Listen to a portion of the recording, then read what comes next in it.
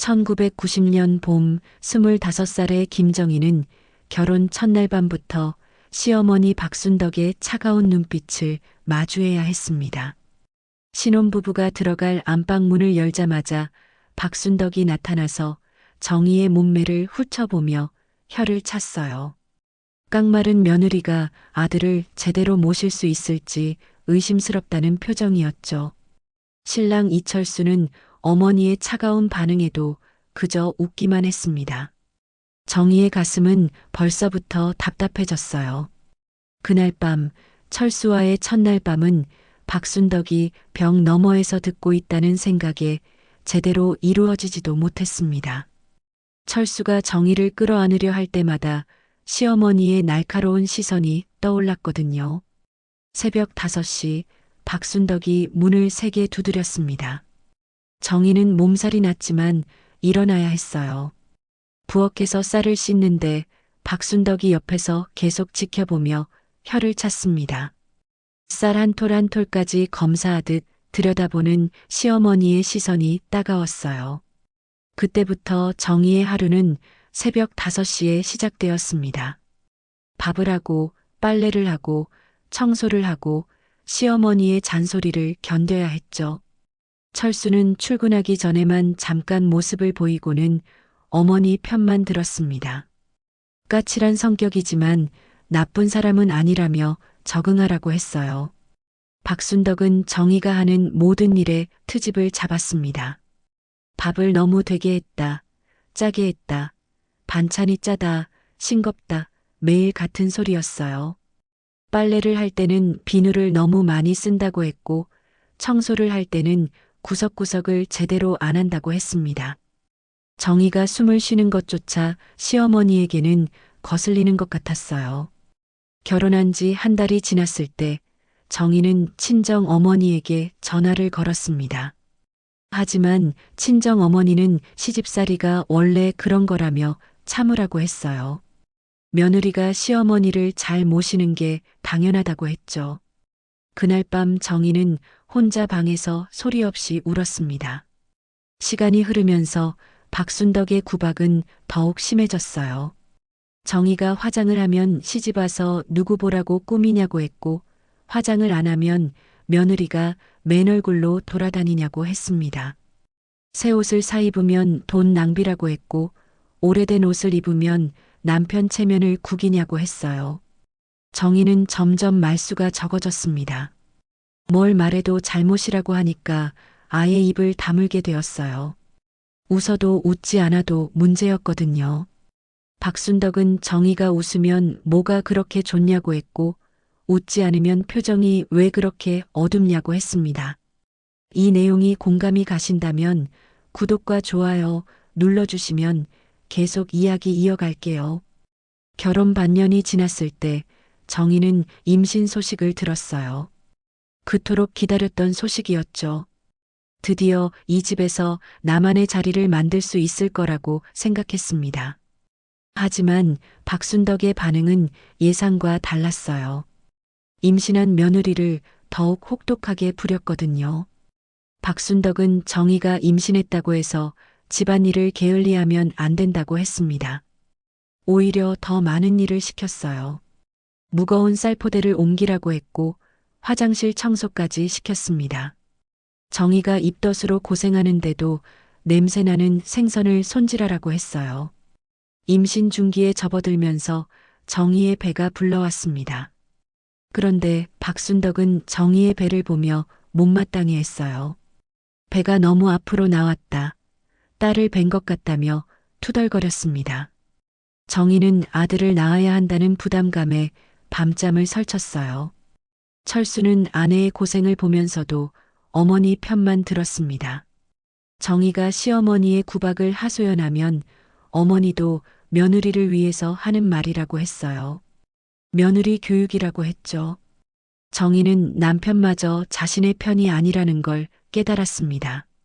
박순덕은 정희가 친정에 가는 것도 못마땅해 했어요.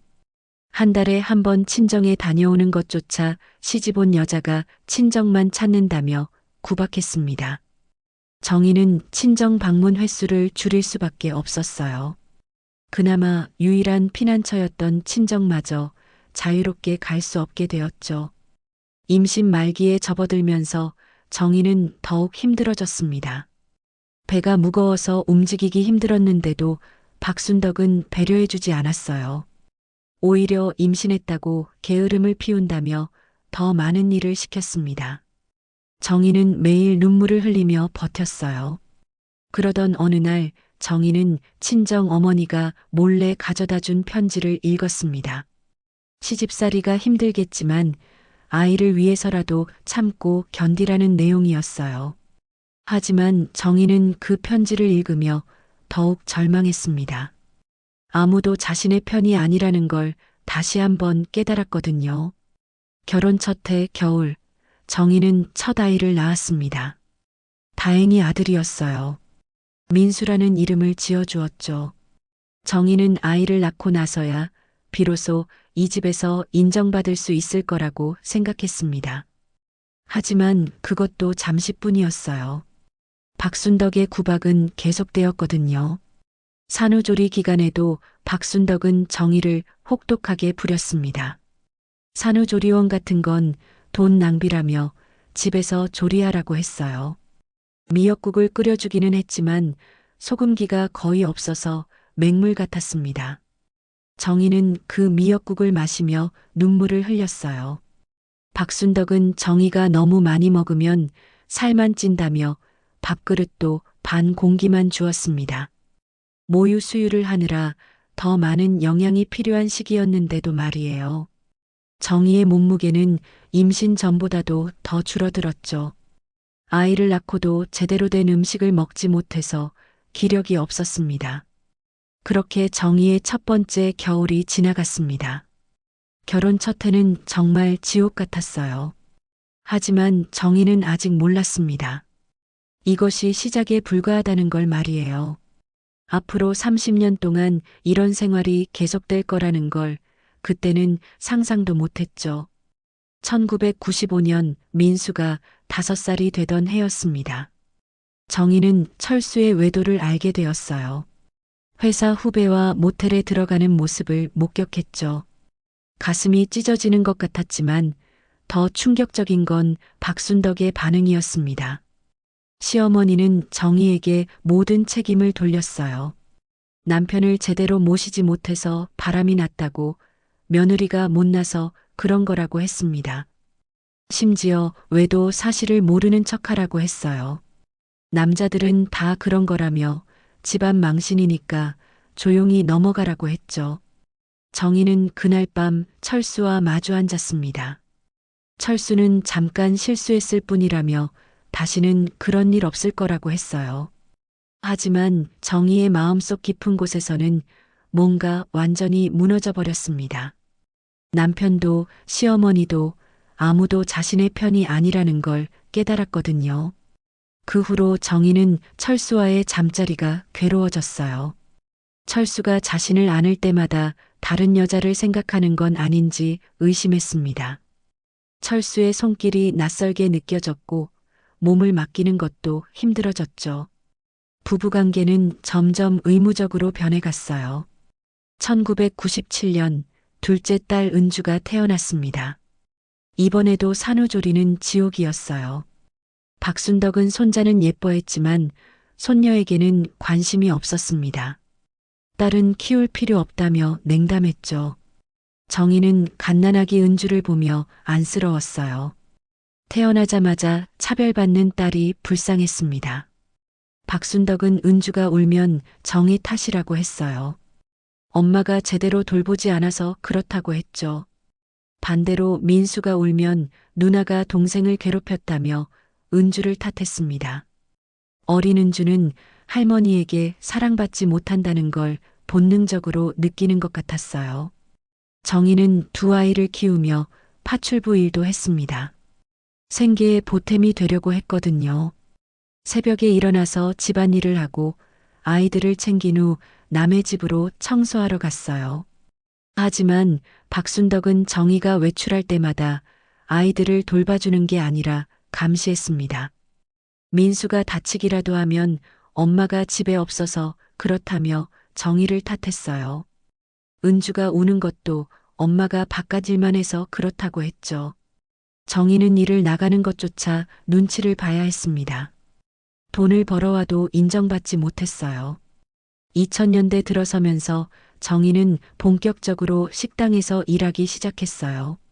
새벽 5시에 일어나 집안일을 하고 오전 9시부터 오후 6시까지 식당에서 일했습니다. 집에 돌아와서는 또 저녁 준비와 설거지, 빨래를 해야 했죠. 박순덕은 정희가 벌어온 돈으로 새 옷을 사 입으면서도 며느리가 바깥일만 한다며 불평했어요. 집안일은 소홀히 하고 돈만 밝힌다고 했죠. 정희는 하루 16시간을 일해도 인정받지 못했습니다. 몸은 녹초가 되었지만 참을 수밖에 없었어요. 철수는 아내가 힘들어하는 걸 알면서도 도와주지 않았습니다. 오히려 어머니 편을 들며 정의를 몰아세웠어요. 집안일이 소홀해졌다고, 아이들 관리가 안 된다고 했죠. 정희는 남편에게서도 위로받지 못했습니다. 민수와 은주가 초등학교에 입학하면서 정희의 부담은 더욱 커졌어요.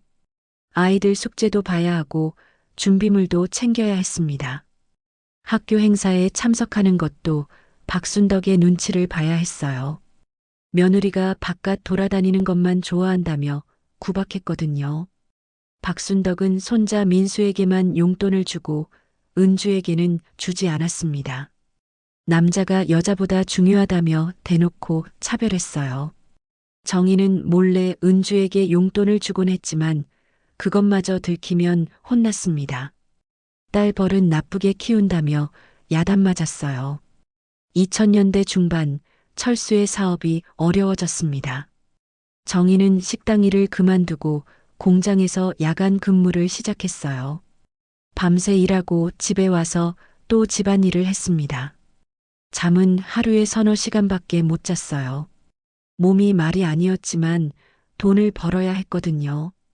박순덕은 정희가 야간 근무를 하는 것도 못마땅해 했어요. 밤에 집을 비운다며 의심의 눈초리로 봤습니다. 정희가 다른 남자를 만나는 건 아닌지 의심했어요. 이미 외도한 아들을 두둔하면서도 며느리는 의심했죠. 민수가 중학생이 되면서 반항기가 시작되었습니다. 할머니 말만 듣고 엄마 말은 무시했어요. 박순덕이 민수에게 엄마를 무시해도 된다는 식으로 교육했거든요. 정희는 자신이 낳고 기른 아들에게서조차 존중받지 못했습니다. 은주는 반대로 엄마를 많이 따랐어요. 할머니가 자신을 사랑하지 않는다는 걸 알고 있었거든요. 정희는 딸에게서만큼은 위로를 받았습니다. 하지만 은주마저 할머니 눈치를 보며 살아야 하는 게 안쓰러웠어요. 2000년대 후반 정희는 40대에 접어들었습니다. 거울 속 자신의 모습이 낯설었어요. 젊은 시절의 활기는 온데간데없고 피곤에 찌든 얼굴만 보였습니다. 머리카락도 하얗게 새기 시작했죠. 20살 더 늙어 보였어요. 철수와의 관계도 더욱 소원해졌습니다. 대화다운 대화는 없었고 그저 집안일 지시나 잔소리만 주고받았어요. 부부관계도 거의 없어졌죠. 정희는 철수가 또 다른 여자를 만나는 건 아닌지 의심했지만 확인할 용기도 없었습니다. 박순덕은 나이가 들면서 더욱 까다로워졌어요. 건강이 안 좋다며 정희에게 더 많은 걸 요구했습니다. 병원 모시고 다니는 것도, 약 챙겨드리는 것도 모든 게 정희의 몫이었어요. 시동생들은 바쁘다며 어머니 돌봄을 정희에게만 맡겼죠. 2010년대 들어서면서 민수는 대학생이 되었고 은주는 고등학생이 되었습니다. 정희는 아이들 교육비 때문에 더욱 열심히 일했어요.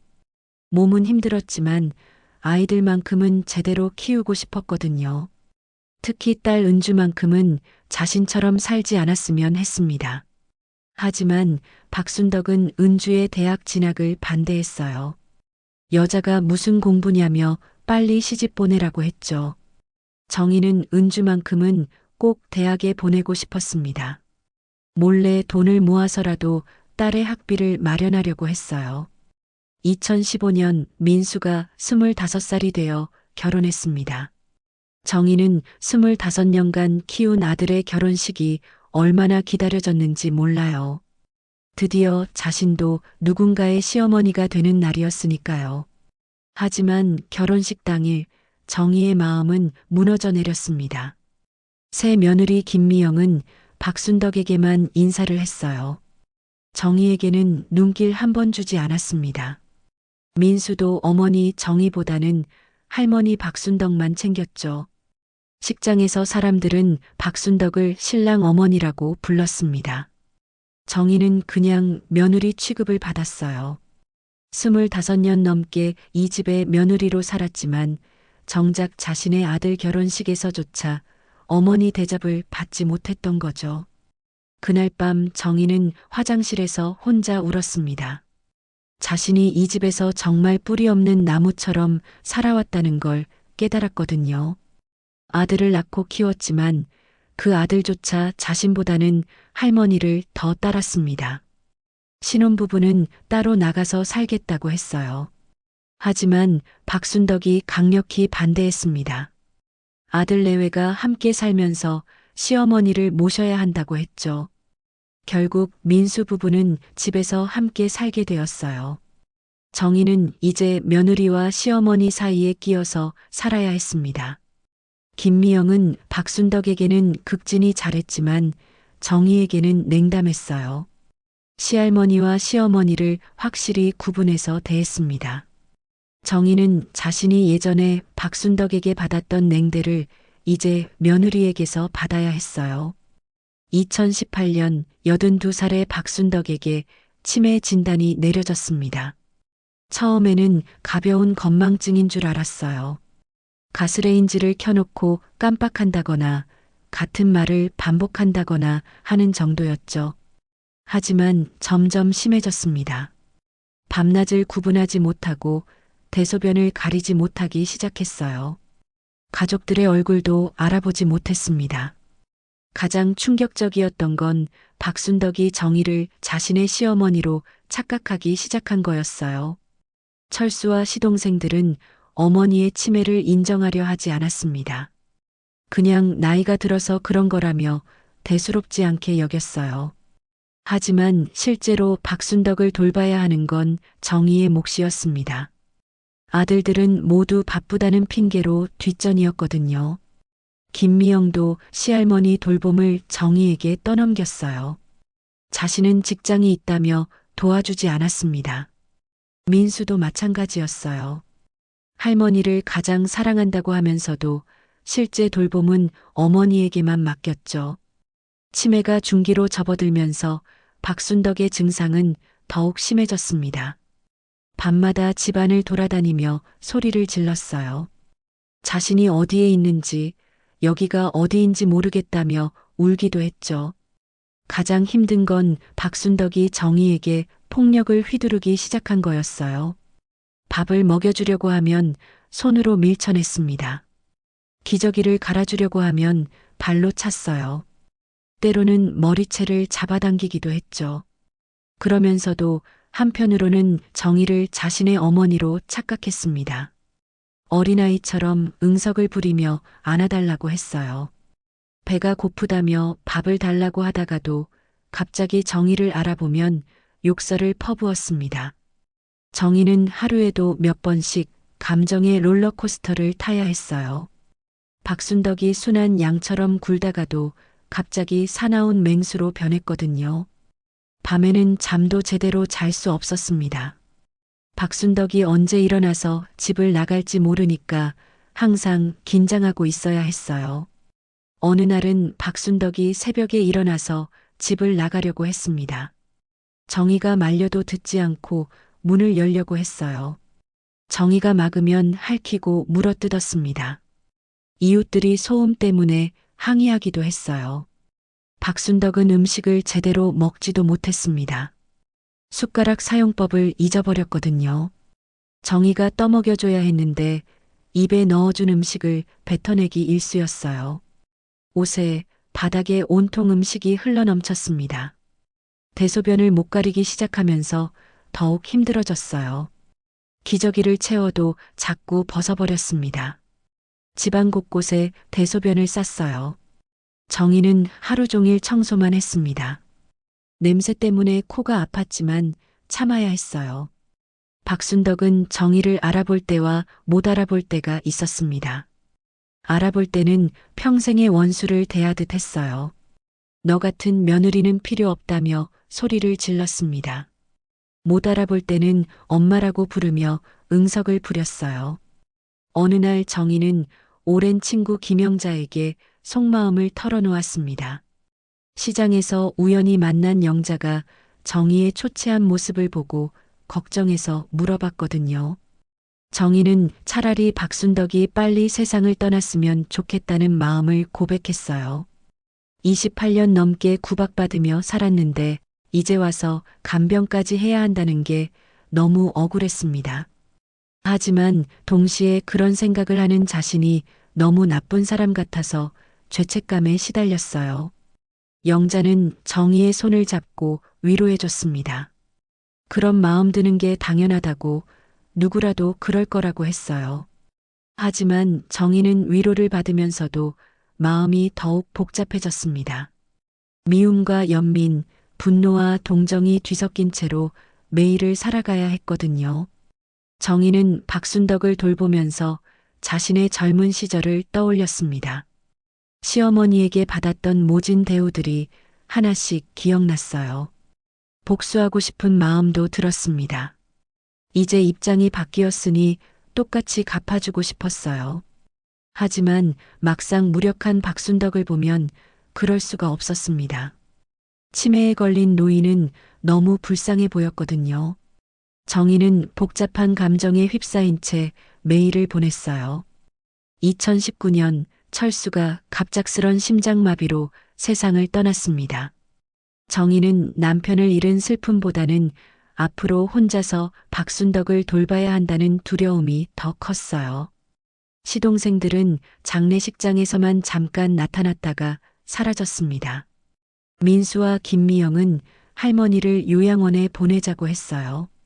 하지만 정희는 거부했습니다. 왜 그러는지 자신도 정확히는 몰랐어요. 그냥 박순덕을 남의 손에 맡길 수는 없다는 생각이 들었습니다. 밤마다 정희는 잠들지 못하고 박순덕을 지켜봤어요. 언제 무슨 일이 일어날지 모르니까 항상 긴장해야 했습니다. 정희의 머리카락은 하얗게 새어갔고 얼굴에는 주름이 깊게 팼어요. 몸무게도 많이 줄었습니다. 2020년 박순덕의 치매는 말기에 접어들었습니다. 이제는 제대로 걷지도 못하고 말도 잘하지 못했어요. 정희가 밥을 떠먹여줘야 했고 기저귀도 갈아줘야 했습니다. 완전히 어린아이가 되어버린 것 같았어요. 어느 날 저녁 정희가 박순덕에게 미음을 먹이고 있었어요. 박순덕은 제대로 삼키지 못해서 미음이 입 밖으로 흘러나왔습니다. 턱 아래로 가슴으로 온통 미음투성이가 되었어요. 정희는 물티슈로 박순덕의 입가를 닦아주고 있었죠. 그때 박순덕이 갑자기 정희를 똑바로 쳐다봤습니다. 치매에 걸린 후로는 처음으로 또렷한 눈빛이었어요. 마치 안개가 걷힌 것처럼 의식이 돌아온 순간이었습니다. 박순덕의 입에서 희미한 목소리가 나왔어요. 정희야, 미안해. 정희는 그 순간 눈물이 왈칵 쏟아졌습니다. 28년 동안 한 번도 들어보지 못했던 말이었거든요. 박순덕은 잠깐의 의식 회복 순간에 자신이 며느리에게 얼마나 못되게 굴었는지 기억해낸 것 같았어요. 박순덕의 눈에서도 눈물이 흘러내렸습니다. 떨리는 손으로 정희의 손을 잡으려고 했어요. 하지만 곧 다시 초점 잃은 눈으로 돌아갔습니다. 그 짧은 순간이 지나가자 박순덕은 다시 치매 환자가 되어버렸어요. 정희는 그날 밤 박순덕을 보며 오랫동안 생각했습니다. 이 사람도 누군가의 딸이었고 며느리였고 어머니였겠구나 하는 생각이 들었어요. 자신과 다르지 않은 여자의 인생을 살았을 거라는 생각이 들었죠. 박순덕도 시집와서 시어머니에게 구박받으며 살았을 거예요. 그 시대 여자들은 모두 그랬으니까요. 아마 박순덕도 정희처럼 눈물 흘리며 버텼을 겁니다. 그리고 자신이 받은 상처를 며느리에게 대물림한 거겠죠. 정희는 박순덕의 주름진 얼굴을 들여다봤어요. 한때는 그토록 무서웠던 시어머니였는데 이제는 그저 나약한 할머니로만 보였습니다. 치매에 걸려 모든 걸 잊어버린 채 정희의 도움 없이는 하루도 살 수 없는 존재가 되어버렸어요. 그 후로 정희는 박순덕을 다르게 보기 시작했습니다. 원망의 대상이 아니라 돌봄이 필요한 노인으로 보게 되었어요. 박순덕이 밤에 울면서 엄마를 찾을 때 정희는 등을 토닥여주며 위로해줬습니다. 박순덕은 점점 더 어린아이처럼 되어갔어요. 정희만 보이면 환하게 웃었고 정희가 안아주면 안심하며 잠들었습니다. 치매 때문에 과거의 일은 모두 잊었지만 정희가 자신을 돌봐준다는 건 본능적으로 알고 있는 것 같았어요. 어느 날 박순덕이 열이 심하게 났습니다. 정희는 밤새 간병하며 물수건으로 열을 식혀줬어요. 병원에 모시고 가서 링거도 마쳤습니다. 박순덕이 아프면 정희도 함께 아팠어요. 언제부터인가 미움이 연민으로 바뀌어 있었습니다. 민수는 가끔 할머니를 보러 왔지만 오래 머물지 않았어요. 할머니의 모습이 너무 달라져서 충격받은 것 같았습니다. 김미영은 아예 얼굴도 비치지 않았어요. 시할머니 돌봄은 온전히 정희의 몫이었습니다. 시동생들은 명절 때나 얼굴을 비쳤어요. 어머니가 많이 좋아지셨다며 정희에게 고맙다고 했지만 실질적인 도움은 주지 않았습니다. 정희는 혼자서 모든 걸 감당해야 했어요. 박순덕은 이제 정희를 완전히 의존하게 되었습니다. 정희가 보이지 않으면 불안해하며 울었어요. 화장실에 갈 때도 정희를 따라오려고 했습니다. 정희는 박순덕의 그림자가 되어서 하루 종일 함께 있어야 했어요. 어느 날 정희가 감기에 걸려 누워 있을 때였습니다. 박순덕이 정희의 침대 옆에 와서 앉았어요. 그리고 어린아이처럼 정희의 이마에 손을 대며 아프지 말라고 중얼거렸습니다. 그 순간 정희는 가슴이 뭉클해졌어요. 박순덕의 치매가 더 진행되면서 혼자서는 아무것도 할 수 없게 되었습니다. 밥 먹는 것부터 씻는 것까지 모든 게 정희의 도움이 필요했어요. 정희는 박순덕을 목욕시켜주고 옷을 입혀주고 머리를 빗겨줬습니다. 처음에는 박순덕이 씻는 걸 싫어했어요. 정희가 옷을 벗기려고 하면 발버둥치며 거부했습니다.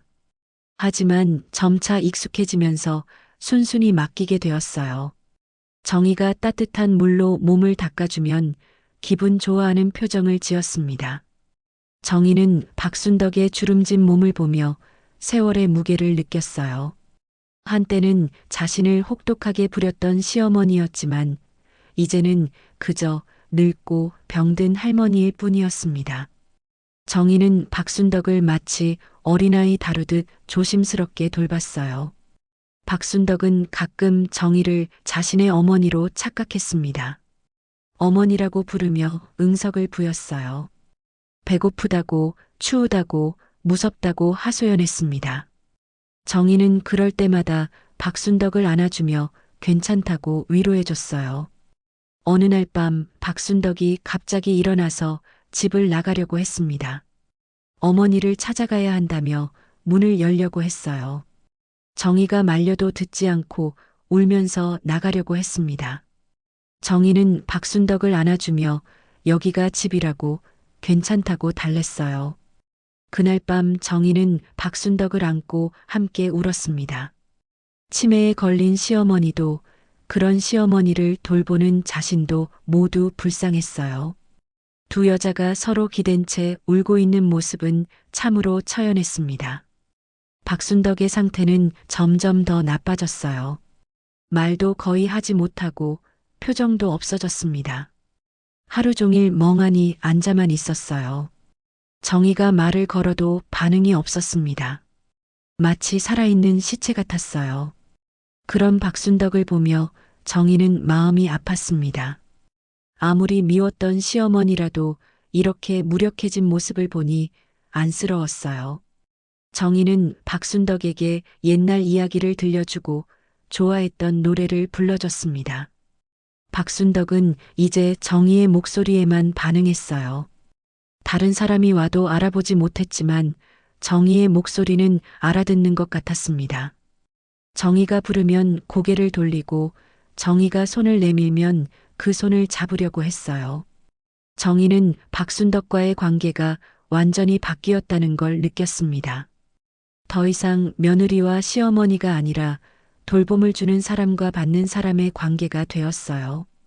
정희는 박순덕을 지켜보며 인생의 무상함을 깨달았습니다. 2021년 현재 정희는 여전히 박순덕을 돌보고 있습니다. 철수는 작년에 갑작스런 심장마비로 세상을 떠났어요. 시동생들은 각자 자기 생활이 바쁘다며 어머니 돌봄을 정희에게 맡기고 있습니다. 주변 사람들은 정희에게 왜 그렇게까지 하느냐고 물어봅니다.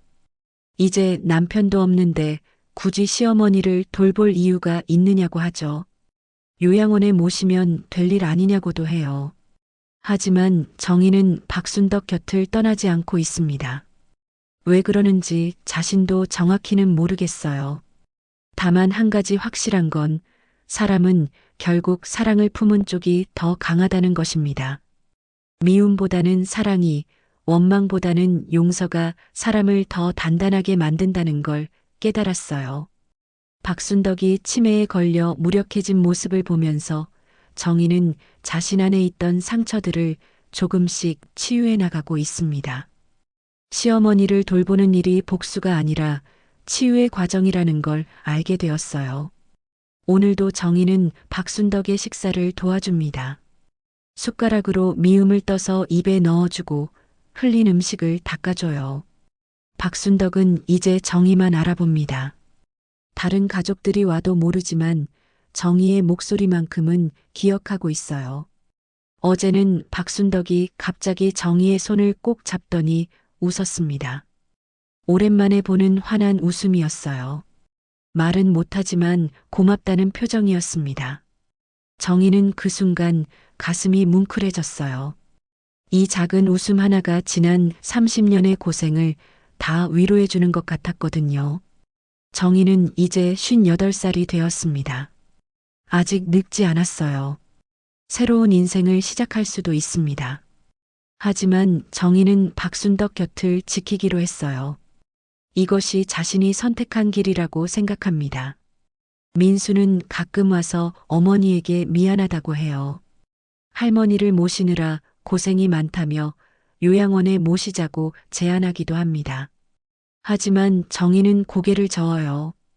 자신이 끝까지 돌보겠다고 합니다. 김미영은 시할머니에 대해서는 관심이 없어요. 가끔 인사차 들르기는 하지만 오래 머물지 않습니다. 정희는 며느리를 원망하지 않아요. 젊은 시절에 자신도 그랬으니까요. 시어머니를 사랑할 수 없었던 자신을 이해하니까 며느리도 이해할 수 있었습니다. 은주는 대학을 졸업하고 직장을 다니고 있어요. 어머니를 많이 걱정하지만 자주 오지는 못합니다. 정희는 딸만큼은 자신처럼 살지 않기를 바라요. 며느리로 사는 것보다는 자기 인생을 사는 것이 더 중요하다고 생각합니다. 정희는 박순덕을 돌보면서 많은 걸 깨달았어요. 인생은 길고 사람은 변한다는 것을 알게 되었습니다. 한때 원수 같았던 시어머니도 이제는 돌봄이 필요한 할머니가 되었어요. 정희 자신도 며느리에서 시어머니가 되었고 이제는 간병인이 되었습니다. 박순덕의 건강은 점점 나빠지고 있어요. 의사는 얼마 남지 않았다고 했습니다. 정희는 박순덕이 편안하게 마지막을 맞을 수 있도록 최선을 다하고 있어요. 미운 시어머니였지만 고통 없이 가기를 바랍니다. 가끔 정희는 자신의 선택이 옳은 건지 의문이 들어요. 왜 자신을 그토록 괴롭혔던 사람을 이렇게까지 돌보고 있는 걸까요? 하지만 박순덕의 평온한 잠자리를 보면 답을 알 수 있습니다. 이것이 사랑이라는 걸 말이에요. 정희는 박순덕에게 예전 이야기를 들려줍니다. 민수가 어렸을 때 이야기, 은주가 태어났을 때 이야기를 해줘요. 박순덕은 알아듣지 못하지만 정희의 목소리를 들으며 평안해하는 것 같습니다. 밤이 되면 정희는 박순덕 옆에 앉아서 손을 잡아줘요. 박순덕이 무서워하지 않도록 옆에서 지켜주는 것입니다. 때로는 자장가를 불러주기도 해요. 박순덕은 정희의 노랫소리를 들으며 잠이 듭니다. 정희는 이제 박순덕을 원망하지 않아요. 오히려 고맙다는 생각이 들 때도 있습니다. 박순덕 때문에 자신이 더 강해졌다고 생각하거든요. 상처를 주는 사람을 용서할 수 있는 힘을 기를 수 있었어요. 주변 이웃들은 정희를 성인 같다고 해요. 그렇게 미웠던 시어머니를 끝까지 돌보는 게 쉬운 일이 아니라고 합니다. 하지만 정희는 자신이 특별한 게 아니라고 생각해요. 그냥 사람으로서 해야 할 일을 하는 것뿐이라고 합니다. 정희는 요즘 일기를 쓰고 있어요. 박순덕과의 하루하루를 기록하고 있습니다. 언젠가 박순덕이 세상을 떠나면 이 일기가 추억이 될 것 같아서요. 미운 추억이 아니라 사랑의 추억으로 남기고 싶습니다. 어느 날 박순덕이 정희를 보며 엄마라고 불렀어요. 정희는 그때 정말 엄마가 된 기분이었습니다. 박순덕의 엄마가 아니라 모든 상처받은 사람들의 엄마가 된 것 같았어요. 그 순간 정희는 자신이 진짜 어른이 되었다는 걸 느꼈습니다. 정희는 박순덕이 떠나는 날까지 함께할 생각입니다. 30년의 시집살이가 이런 결말을 맞을 줄은 몰랐어요. 하지만 후회하지 않습니다. 이것이 자신이 선택한 사랑의 방식이니까요. 박순덕은 요즘 거의 잠만 자요. 깨어있는 시간이 점점 줄어들고 있습니다. 정희는 박순덕이 꿈속에서만큼은 행복하기를 바라요. 젊은 시절로 돌아가서 고생하기 전에 순수했던 모습으로 살고 있기를 바랍니다. 정희는 마지막까지 박순덕의 손을 잡아줄 것입니다. 혼자 떠나지 않도록 곁에서 지켜줄 거예요. 그것이 며느리로서의 마지막 의무이자 한 사람으로서의 사랑이라고 생각합니다. 사람들은 정희에게 왜 그렇게 하냐고 묻습니다. 정희는 이렇게 답해요. 사람은 결국 사랑을 품은 쪽이 더 강하다고. 미움은 사람을 약하게 만들지만 사랑은 사람을 강하게 만든다고. 상처 위에 또 다른 사랑을 얹어서 치유하는 것이 진정한 승리라고 말이에요. 오늘도 정희는 박순덕의 간병인이자 딸이자 어머니가 되어 하루를 보냅니다. 예전처럼 구박받는 며느리가 아니라 한 사람을 돌보는 보호자로서 말이에요. 어쩌면 이것이 정희가 선택한 가장 당당한 복수인지도 모릅니다. 구독과 좋아요 부탁드립니다.